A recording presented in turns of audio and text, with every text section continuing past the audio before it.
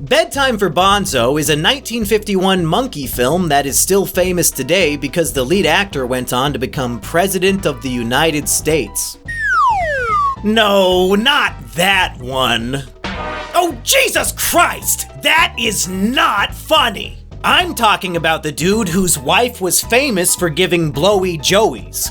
Ronald Reagan. Ronald Reagan? The actor? There we go.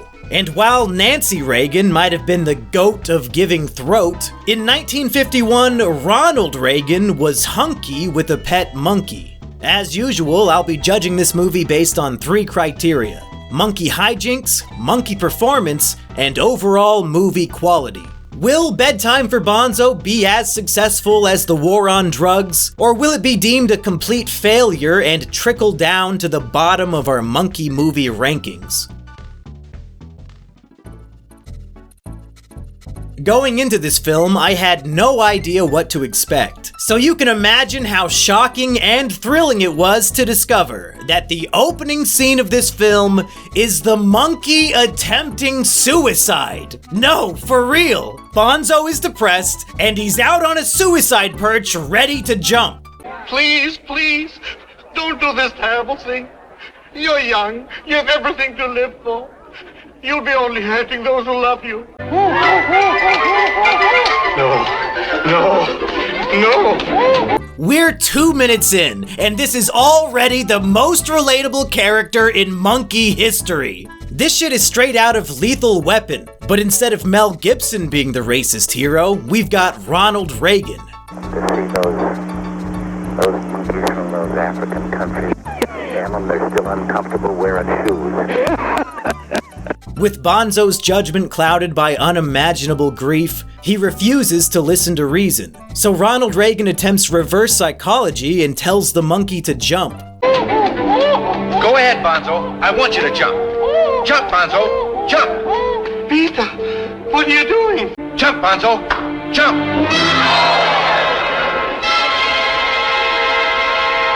This eventually works, and after some death-defying maneuvers, the two of them return safely inside the college laboratory. It's no wonder why Bonzo is suicidally depressed. He's a lab monkey who was recently taken away from his mother. And to make matters worse, I'm pretty sure the fat scientist character is a former Nazi. It's the year 1951, this dude has a German accent, and he's obsessed with experimenting on subhuman forms of life. Plus, the major theme of the movie is eugenics. I'm not kidding. We'll get to all that later though, but basically, Bonzo is lonely, he's trapped in a cage, he misses his mother, and he's being experimented on by probably an actual Nazi. Given these circumstances, most of you would be suicidal too. But Ronald Reagan has a bright idea. If Bonzo's depression is due to a lack of parental love, perhaps the cure would be adopting Bonzo and treating him like a son. This, of course, leads to a feature film's worth of wacky monkey hijinks. Ronald Reagan soon learns that when you invite a chimpanzee to live in your house, you're gonna have to put up with a lot of monkey business. Bonzo rips up all his bedding and there are feathers everywhere. He opens the dust bin on the vacuum and flips the switch, shooting filth all over the room. He throws food all over Ronald Reagan's face. Bonzo! And as a man living in the 1950s, Ronald Reagan knows that he can't be expected to clean a mess in his own house, so he immediately hires a woman half his age to do it for him. I might as well tell you now. He's a monkey. They all are. A real monkey. You should have seen my brother Gus. Bonzo becomes enchanted with this woman and starts sucking on her pearl necklace, which in a certain context is extremely disgusting. About halfway into the movie is when the monkey hijinks jumps into high gear. After the vacuum fiasco, a guilty and fearful Bonzo jumps out the window and hides in a nearby tree. His female caretaker comes out and begs him to come down. Little does she know, Bonzo has already shimmied onto the roof and into Ronald Reagan's study, where he then prank calls the operator and convinces her that a man is dying. It sounds as if they're suffocating. I'll call the police. With the police on the way, Bonzo climbs back outside and onto the ground. Meanwhile, the nanny has used a ladder to climb the tree and try to save Bonzo, completely unaware that he's already safe. Then, this little monkey bastard knocks the ladder down and mocks his caretaker while she screams in terror.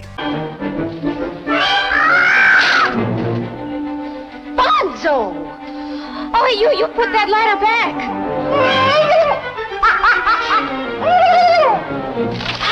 Wait, so he's depressed, he's suicidal, and he's cruel to women? Bonzo is my new literally me character.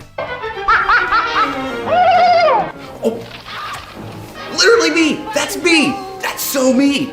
The police then show up as a result of the prank phone call, and it's all a big hullabaloo. This sequence was by far the best part of the movie, and I had a fair share of hijinks-induced chuckles. In the final act of the film, Bonzo runs away from home and finds yet another pearl necklace he'd like to get his tongue on. So he climbs onto the roof of the jewelry store and sneaks in through the air vents. Usually when monkeys steal from stores, they break windows and start fires, so the shop owner was surely grateful for Bonzo's restraint. Ronald Reagan is framed for the crime and arrested, and the only way to prove his innocence is for Bonzo to reenact the crime scene and return the necklace to its rightful place. A happy ending for everybody.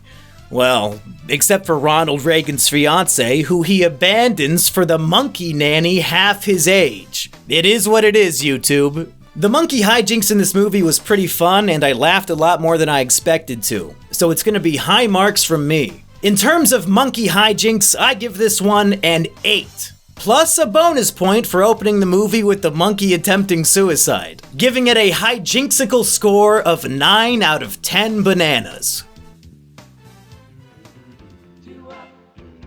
Usually during this section of the video, I'm just bitching that the monkey was CGI or something, and then I give it a 0 out of 10. So it's refreshing to have an actual monkey performance to evaluate. That being said, there's a lot here to like, but also a few glaring issues. You folks at home might consider it strange that I have separate categories for monkey hijinks and monkey performance, because at the end of the day, I'm just listing off the things that the monkey is doing. But this film provides the perfect opportunity to highlight the differences between these categories. The actor playing Bonzo is clearly very talented at 2 things. Talent number 1, doing flips. He probably does like 70 flips in the film, and it's delightful. He'll just be flipping in place for fun because he's bored, and if I was physically capable, I would do the same.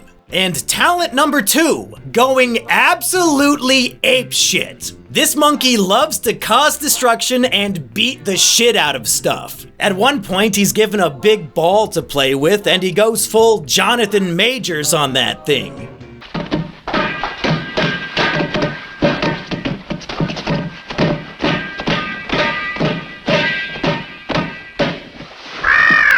But beyond those 2 gimmicks, Bonzo seems limited in what he's willing or able to do on camera.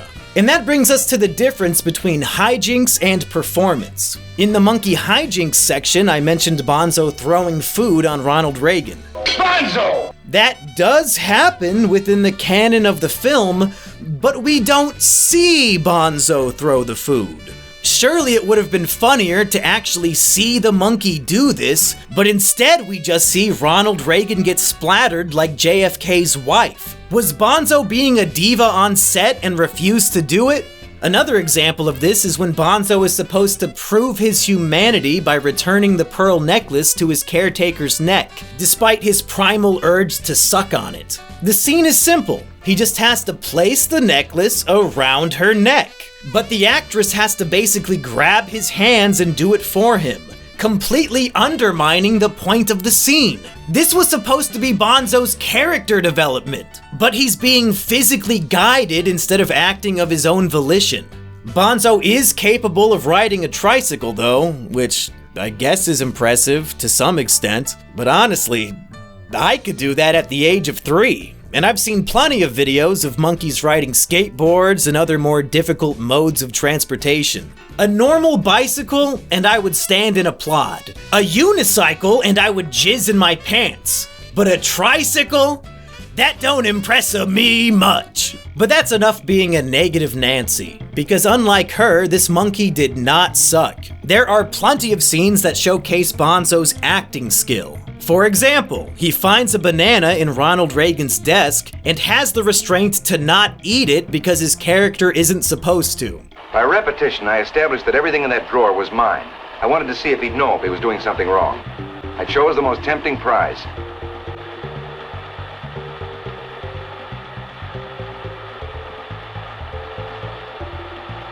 Well, is that moral reasoning? In many ways, acting is about sacrifice, and his ability to deny himself the greatest pleasure is truly admirable. As a depressed, suicidal chimp, Bonzo has to do a lot of sad acting, whether he's sitting in the corner of his cage contemplating suicide, or he's afraid of the blowing wind and rushes into the comforting arms of his adopted mother, or when he accidentally gets yelled at in a case of mistaken identity and dejectedly mopes down the stairs. It all rings true, and serves as a great foil for the scenes when he's going absolutely apeshit bonkers. Despite my few petty grievances, overall Bonzo's performance is good, sometimes even great, and he's definitely the main appeal of the film. And frankly, I'm just relieved to finally be reviewing a monkey movie with a legitimate, expressive monkey actor.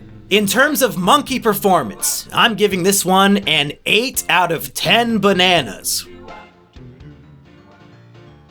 The 1950s was a unique decade in American history where scholars were disgusted by the Nazi application of eugenics ideologies, but still believed the theory to be philosophically accurate. That lands Bedtime for Bonzo in a curious position where the plot of the film is Ronald Reagan attempting to prove to the dean of a college that eugenics is wrong. Basically, Ronald Reagan is engaged to the dean's daughter, but the dean has a problem. Ronald Reagan's father was a con man, a career criminal who ended up spending the majority of his life in prison. Now, despite the fact that Ronald Reagan's character is an accomplished psychology professor with no criminal record, the college dean is fearful that due to eugenics, the nature of being a criminal is built into Ronald Reagan's DNA. And if Ronald Reagan has children with the dean's daughter, then the dean's grandchildren will end up in prison. I appreciate that. But what assurance have I that your children, my grandchildren, won't inherit criminal tendencies? What do you want us to do? Give you a written guarantee that our kids won't grow up to be con men and thieves? We are men of science, Peter. And if we don't practice those theories we believe in... If you've ever taken a Psychology 101 class, you've learned about nature versus nurture. The dean believes that nature is everything, and if Ronald Reagan wants to keep banging his daughter, he'll have to scientifically prove that nurture is more important. That's where the Bonzo experiment comes into play. On one hand, Ronald Reagan does want to cure Bonzo's depression by providing parental love. But on the other hand, he thinks if he can raise this monkey to be a gentleman and teach him the difference between right and wrong, it will prove that nurture, a person's environment, is more important for shaping their character than nature, their DNA. This is a fun premise for a movie, but despite their good intentions, the filmmaking ultimately fails to prove the point I think they were trying to make. As we've discussed, the monkey actor is great at causing chaos and destruction, and they showcase those qualities throughout the film. But when it comes to showcasing the monkey rejecting his nature and embracing the nurturing qualities of his environment, the footage is 404 not found. In what is almost certainly the laziest and shittiest filmmaking technique of all time. Instead of showing us that Bonzo is making progress, the movie tells us, in the form of Ronald Reagan's character taking fucking notes. The camera just films him writing down on a piece of paper, Bonzo is definitely learning right from wrong. And there is no footage, no scene in the movie that shows this happening. We're just supposed to take his word for it. What the fuck were they thinking? Remember that awesome scene where Bonzo prank calls 911 and traps his nanny in a tree? That happens after the note-taking scene. It's fucking baffling. The film's main evidence that Bonzo has learned right from wrong is at the end when he returns the necklace that he stole. Was this the result of a bad screenplay, or did the monkey refuse to cooperate in some key scenes? In whichever case, it seems to me that, if anything, the film accidentally proves that in terms of monkey psychology, nature is superior to nurture. And Ronald Reagan ends up dumping the dean's daughter for the much younger and prettier woman. So if you really think about the implications of this film and its themes, this shit is kinda fucked up. However, despite the failed resolution of the theme and the shoddy, embarrassing tell-don't-show filmmaking, I would still consider this black and white 1951 movie to be better than the standard Hollywood schlock being pumped out today. There was a lot of clever, funny dialogue, the monkey hijinks was highly entertaining, eugenics was proven correct. There's just so much to love about this movie. So in terms of overall movie quality, I'm giving this one a 7 out of 10, giving the film a final score of 24 out of 30 bananas, propelling it into second place on our ongoing ranking of every monkey movie ever made. It's no Dunstan Checks In, but it is available to watch for free on YouTube, so check this one out if you're jonesing for a suicidal monkey.